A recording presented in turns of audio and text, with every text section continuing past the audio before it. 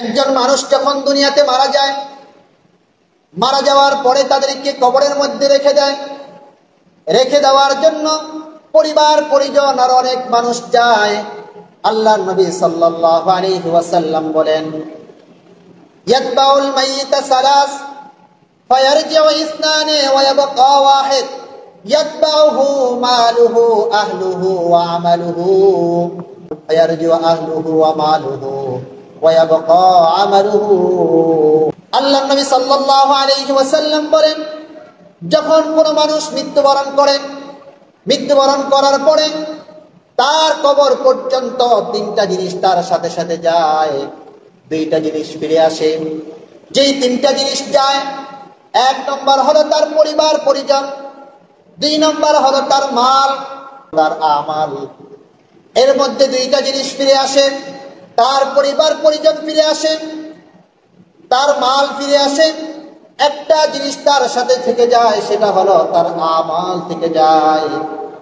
ওই আমল দিয়েই সেই ব্যক্তি চিরসফল ব্যক্তি হবে নাকি নাকাম ব্যক্তি হবে, সেটার ফয়সালা হয়ে যায়।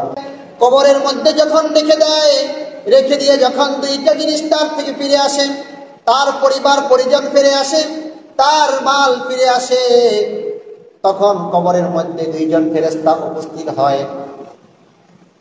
আল্লাহ নবী সাল্লাল্লাহু আলাইহি ওয়াসাল্লাম বলেন, আনা আবি হুরায়রা রাদিয়াল্লাহু তাআলা আনহু আন্না রাসূলুল্লাহি সাল্লাল্লাহু আলাইহি ওয়াসাল্লাম قال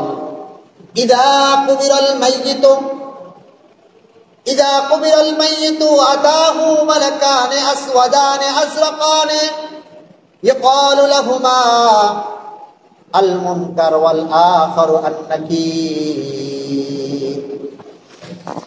আল্লাহর নবী সাল্লাল্লাহু আলাইহি ওয়াসাল্লাম বলেন, যখন মাইয়াতকে কবরের মধ্যে রাখা হয়, যখন মাইয়াতকে কবরের মধ্যে রাখা হয়, তখন লালচে এবং কালচে দুই রং মিশ্রিত দুইজন ফেরেশতা তার কাছে আসে। একজনের নাম হলো মুনকার, আরেকজনের নাম হলো নাকির।